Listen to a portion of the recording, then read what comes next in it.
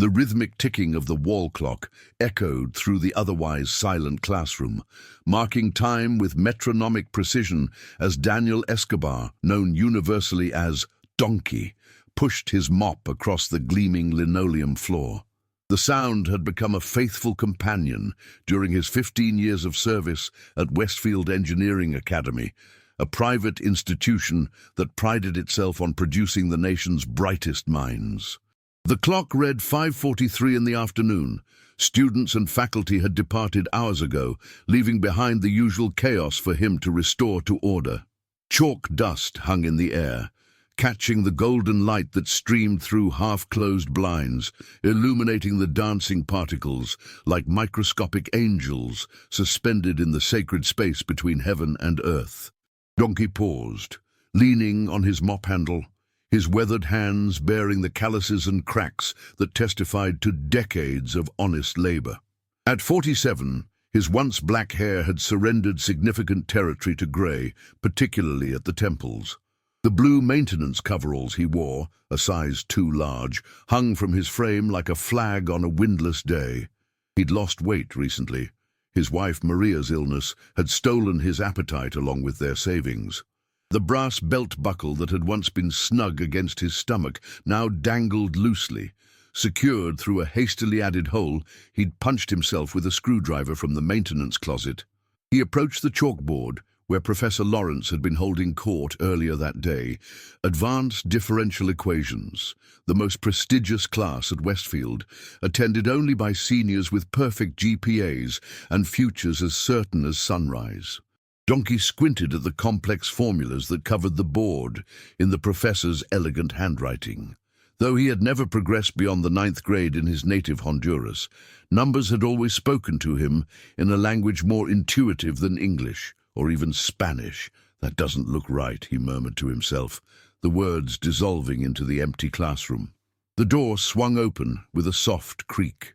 Donkey jumped, nearly dropping his mop, turning to find Professor Lawrence standing in the doorway, his normally immaculate appearance now disheveled.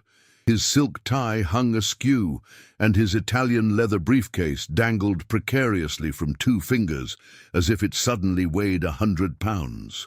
"Oh, I'm sorry to disturb you." The professor's voice trailed off, unable to recall the janitor's name despite seeing him nearly every day for years. "Daniel, sir, but everyone calls me Donkey." He smiled apologetically, as if the nickname were his fault, though it had been bestowed upon him his first week at Westfield when a particularly cruel student had compared his accented English to the braying of a donkey. The name had stuck, and Donkey had accepted it with the quiet dignity that characterized everything he did. "Right, of course. Donkey." The professor managed a distracted smile, his eyes already drifting back to the chalkboard. "Don't mind me. I need to look at this again." Donkey nodded and resumed mopping, gradually working his way toward the door, giving the distinguished academic space. The smell of rain-soaked earth drifted through the open window. A spring shower had passed while he'd been working inside. The scent brought memories of his childhood home, of his mother's garden after rainfall, of simpler times before life had become a constant calculation of which bills could wait another month.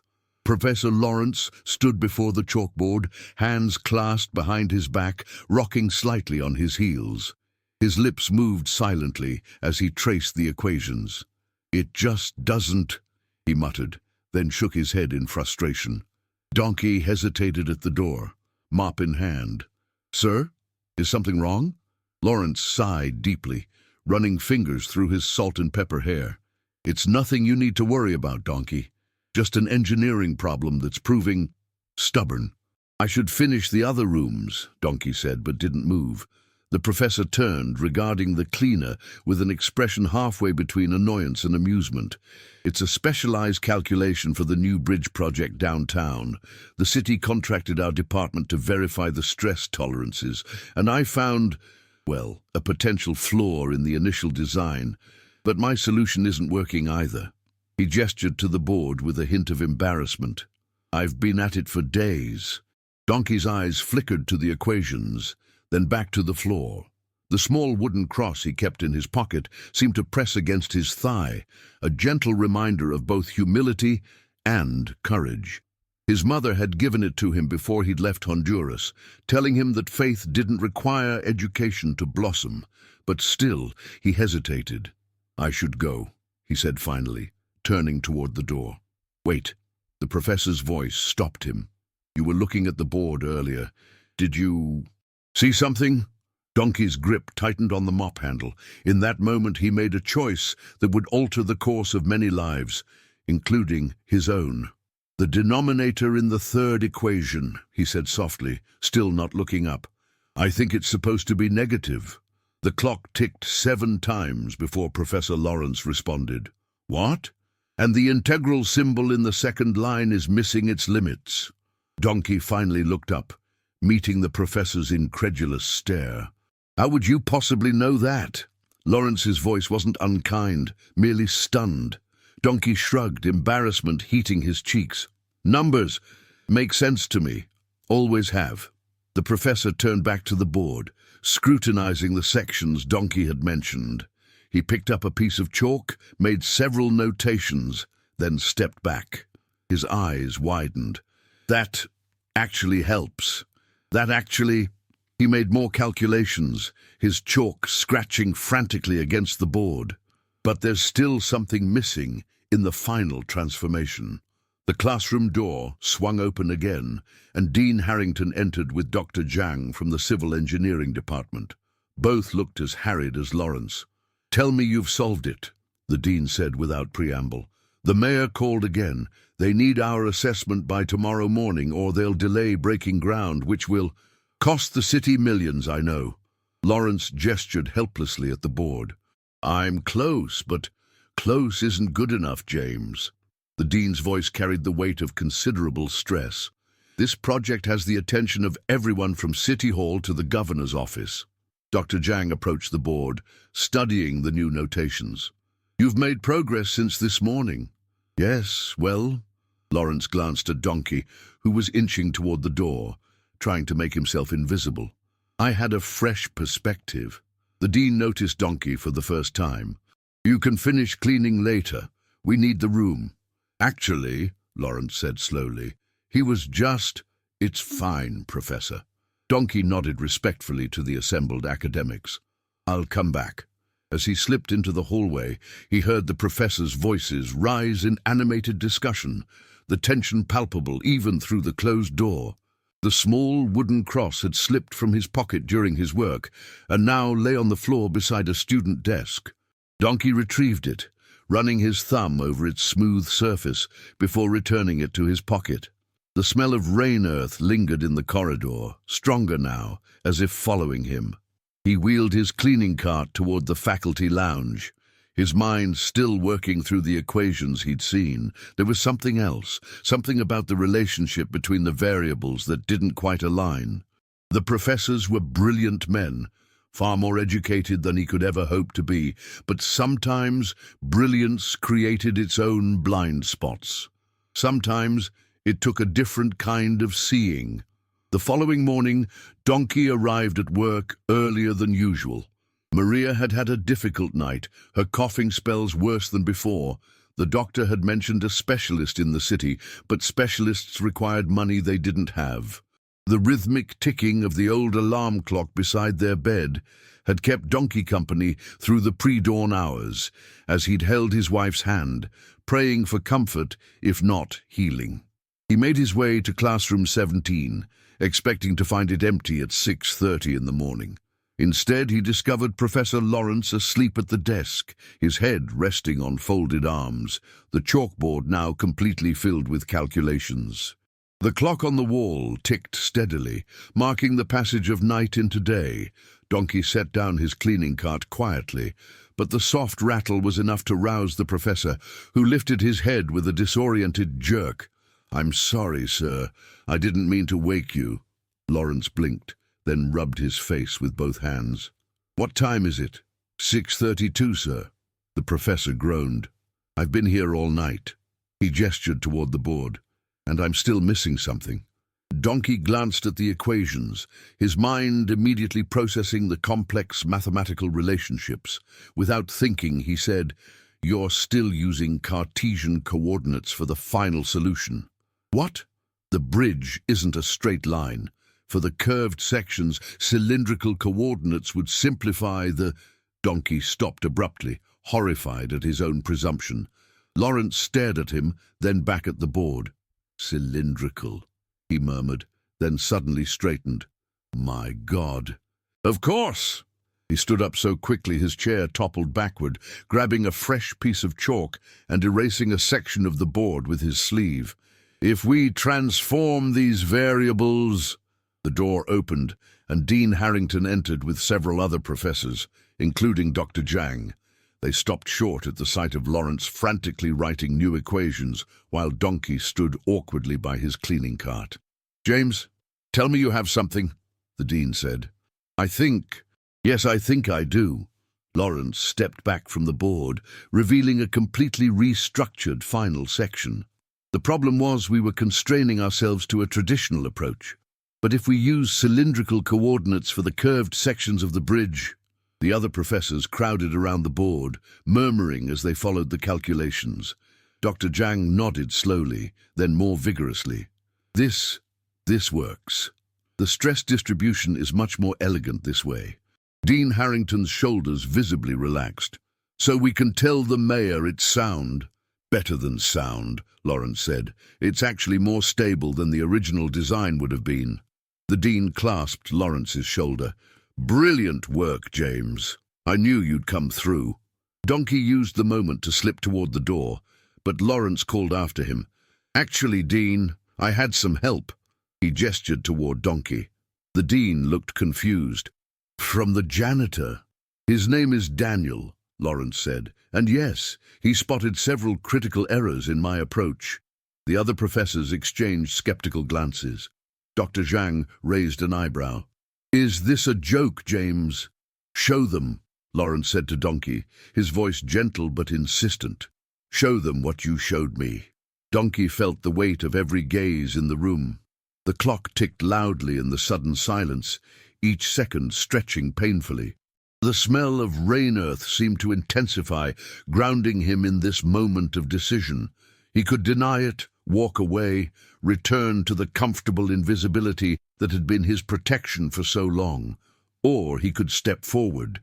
His hand closed around the wooden cross in his pocket. With a deep breath he approached the board. "May I?" he asked, gesturing to the chalk. Lawrence handed it to him with an encouraging nod. The other professors watched, expressions ranging from amusement to outright disdain, as Donkey began to explain the mathematical principles that had always come to him as naturally as breathing. For 30 minutes, he walked them through the complex calculations, demonstrating not only why the cylindrical coordinate system was more appropriate, but also identifying several other subtle issues in the original approach. He spoke with growing confidence, his accent fading as he lost himself in the pure language of mathematics. When he finished, the room was silent, save for the faithful ticking of the clock. Dean Harrington's mouth hung slightly open. Dr. Zhang was furiously making notes. The other professors stared at Donkey as if seeing him for the first time, which in many ways they were. "That's remarkable," the dean finally said. "How did you—" "Numbers make sense to me," Donkey said simply. "Always have." "But you're a janitor," one of the younger professors blurted out, immediately looking embarrassed by his own comment. "Yes, sir, I am." Donkey set down the chalk and wiped his hands on his coveralls. "I should get back to work. The second-floor restrooms need cleaning before classes start." As he turned to leave, Lawrence called after him. "Daniel, wait. We need to talk about this." But Donkey was already out the door, pushing his cart toward the stairs, his heart pounding. He'd crossed a line, revealed a part of himself he'd kept hidden for years. The last time he'd done that, at a factory job in his 20s, the consequences had cost him his position. People didn't like to discover that the man who cleaned their toilets might understand things they struggled with. It disrupted the comfortable order of their world. Throughout the day, Donkey felt the stares of faculty members as he went about his duties. Whispers followed him down corridors. By afternoon, even students were casting curious glances his way. The story had spread. The janitor they called Donkey had solved a problem that had stumped the engineering department's finest minds. At 3:15, as he was replacing paper towels in a bathroom near the administrative offices, Dean Harrington found him. "Daniel, I've been looking for you." The dean's voice was uncharacteristically warm. "Do you have a moment to talk in my office?" The small wooden cross pressed against Donkey's thigh as he followed the dean, his stomach tight with anxiety. The smell of rain earth had faded, replaced by the sterile scent of institutional disinfectant. The dean's office was imposing. Dark wood paneling, shelves lined with leather-bound books, diplomas and awards covering an entire wall. The clock on his desk was silver and silent, marking time without sound. "Please, sit down." The dean gestured to a leather chair across from his desk. Donkey perched on the edge of the seat, his back straight, hands folded in his lap. "Have I done something wrong, sir?" "Wrong. Quite the opposite." The dean leaned forward. "The solution you provided this morning, the city engineers reviewed it and called it elegantly brilliant. The mayor himself phoned to express his gratitude." Donkey nodded cautiously. "I'm glad I could help." "Help? Daniel, you potentially saved the city millions of dollars and prevented what could have been a catastrophic structural failure." The dean studied him with open curiosity. "What I can't understand is how someone with your background has this kind of mathematical insight." Donkey's fingers traced the outline of the cross in his pocket. "God gives different gifts to different people, sir. I didn't earn mine through schooling, that's all." The dean's expression suggested he was considering alternative explanations. "Professor Lawrence tells me you've never had formal education beyond primary school." "Ninth grade, sir, in Honduras." "And yet you understand advanced differential equations, coordinate transformations, structural mechanics." The dean shook his head in disbelief. "It's extraordinary. Sir, if that's all, I should get back to work. Mrs. Peterson always needs her classroom spotless before her 4 o'clock lecture, and I still have 2 floors to—" "Daniel." The dean's voice stopped him as he began to rise. "I'd like to offer you a different position." Donkey blinked. "Sir, the engineering department could use someone with your intuition. Not as faculty, of course, that would require formal credentials, but as a special research assistant. The salary would be considerably better than what you earn in maintenance." The offer hung in the air between them. Donkey thought of Maria, of the specialists they couldn't afford, of the medications that remained unpurchased. A better salary could change everything. And yet, "That's very kind, sir, but I don't think I'd fit in with the professors." "Because they call you Donkey?" The dean looked uncomfortable. "That could change." "No, sir. Because I'm comfortable with who I am and what I do." Donkey stood up. "I appreciate the offer, but I'm needed in maintenance. We're already short-staffed since Mr. Guzman retired." The dean's expression hardened slightly. "I don't think you understand the opportunity being presented here, Daniel." "Perhaps not, sir, but I understand where I belong." As Donkey left the office, he felt a curious mixture of relief and regret. The smell of rain earth greeted him as he stepped outside to empty the trash bins, stronger now after another brief shower. The wooden cross sat solidly in his pocket, a reminder of values that transcended position and prestige. By Friday, the story had transformed.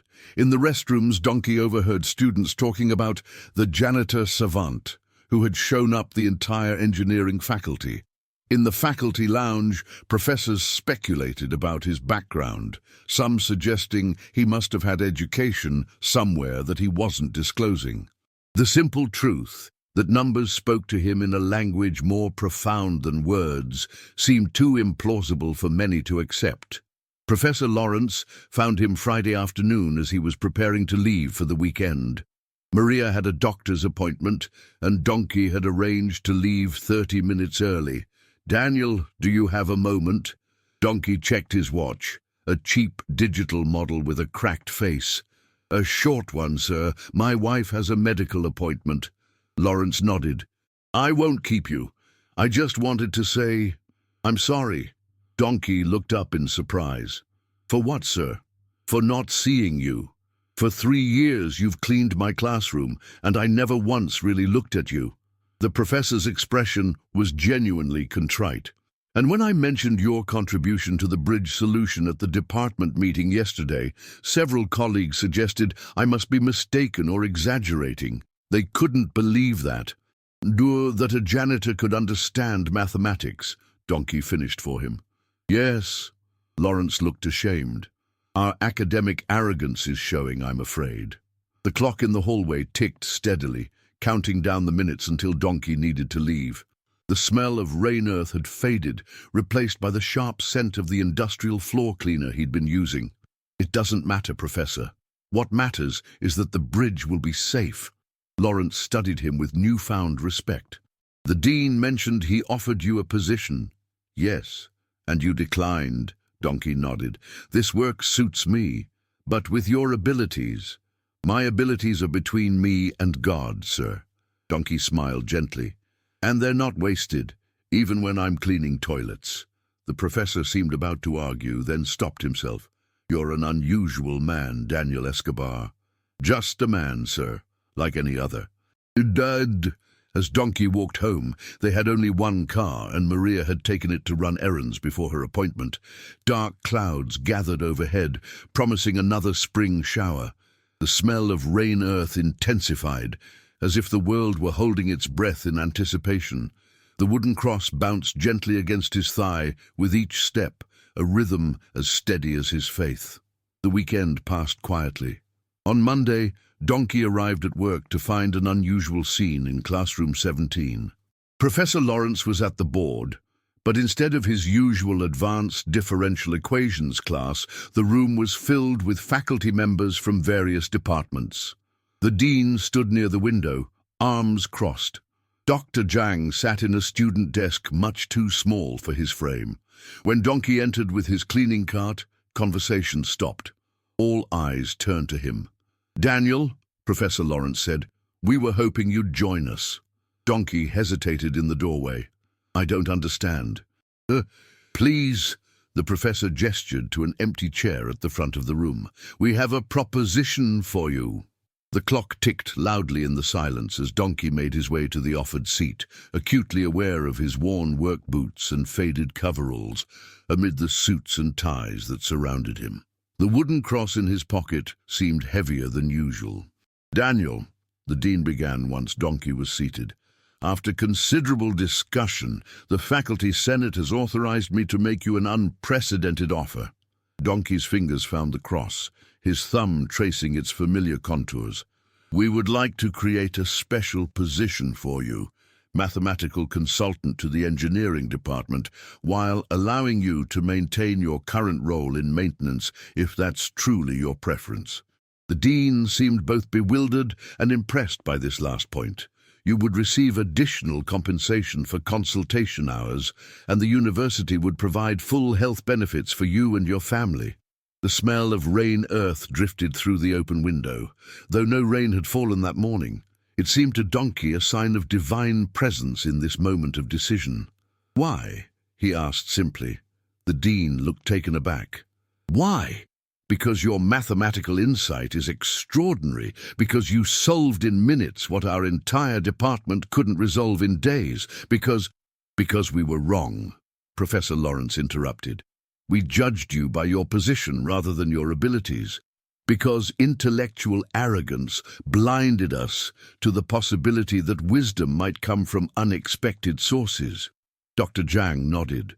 The bridge project has drawn attention from engineering firms across the country. They're calling your coordinate transformation approach revolutionary. The cleaner called Donkey solves problem that no engineer could, Lawrence added with a small smile. That's actually the headline in today's university paper. Donkey looked down at his worn hands, calloused from years of honest labor. And if I accept this position, what would be expected of me? You would consult on complex mathematical problems when needed, the dean explained. Share your insight. Perhaps eventually even teach if you're willing to pursue formal education alongside your work. And you would be Daniel Escobar, Lawrence added softly. Not Donkey anymore. The clock ticked 16 times before Donkey responded. I would like the health benefits, he said finally. My wife is ill, but I wish to remain primarily in maintenance. The dean frowned.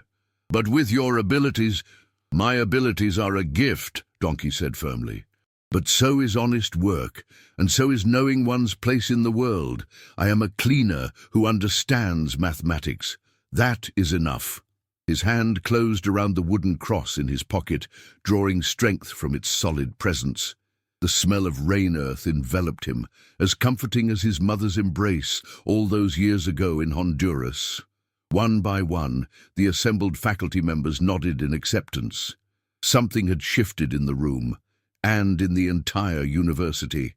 A cleaner called Donkey had solved what no engineer could, and in doing so, had revealed not just a mathematical solution, but a deeper truth about humility, dignity, and the unexpected ways in which divine gifts manifest themselves.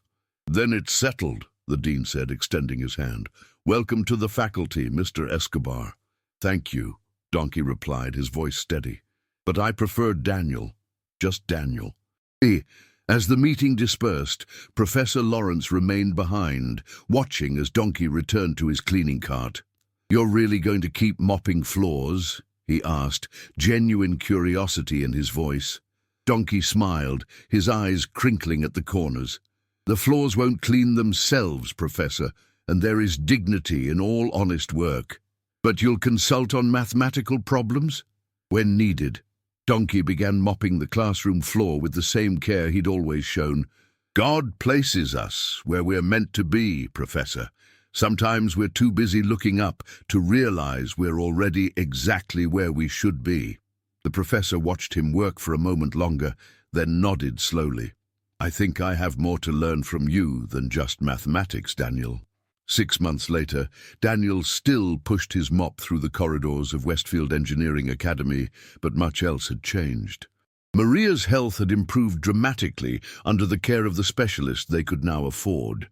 The Escobar transformation, as it had come to be known in engineering circles, had been published in several prestigious journals, with Daniel listed as co-author alongside Professor Lawrence.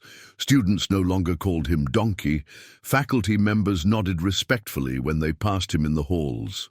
And once a week, he sat in on advanced mathematics classes, gradually building the formal education that would someday match his intuitive understanding.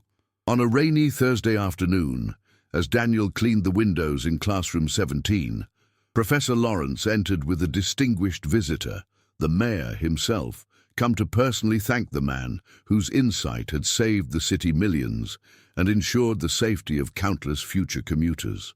Mr. Escobar, the mayor said, extending his hand, it's an honor to meet you. Daniel wiped his hands on his coveralls before accepting the handshake. The same coveralls, the same humble demeanor, but standing with a quiet dignity that commanded respect. The honor is mine, sir. The bridge opens next month, the mayor said. We'd like you to attend the ribbon-cutting ceremony as our special guest. Daniel glanced at Professor Lawrence, who nodded encouragingly. I would be honored, sir. After the mayor departed, Daniel returned to his window cleaning. The smell of rain earth filled the room, stronger than ever after the afternoon shower. The clock ticked steadily, marking time in a world forever changed by one man's courage to step forward when called. You know, Lawrence said, watching Daniel work, most people in your position would have left maintenance by now, taken a full-time position in the department, perhaps even pursued opportunities at larger institutions. Daniel smiled, the same gentle smile that had become familiar to everyone at Westfield. He reached into his pocket and withdrew the small wooden cross, holding it up to the light that streamed through the freshly cleaned window. This belonged to my grandmother, he said. She gave it to my mother, who gave it to me before I left Honduras. She told me, remember always that the greatest among you shall be the servant of all. He placed the cross on the windowsill, where it caught the light, casting a perfect shadow on the pristine surface. "I don't need titles or positions, Professor. I only need to be faithful where I'm planted." Lawrence studied the simple wooden cross, its shadow stretching across the sill like a bridge between worlds. "The cleaner called Donkey solves problem that no engineer could," he murmured. "But the real solution wasn't just mathematical, was it?" "No, sir." Daniel picked up his cleaning cloth again. "The real solution was remembering that every person has value beyond their title or education, that wisdom can come from unexpected places, and that true dignity comes not from position, but from purpose." Outside, the rain had stopped. The smell of rain earth lingered, a reminder of renewal and growth. The clock ticked on, marking not just the passage of time, but the continuation of a story. One man's quiet revolution of dignity and grace in a world too often blinded by credentials and prestige. Daniel Escobar, no longer called Donkey, continued his work, cleaning the windows until they gleamed in the afternoon light, reflecting both the world as it was and the better world that might yet be.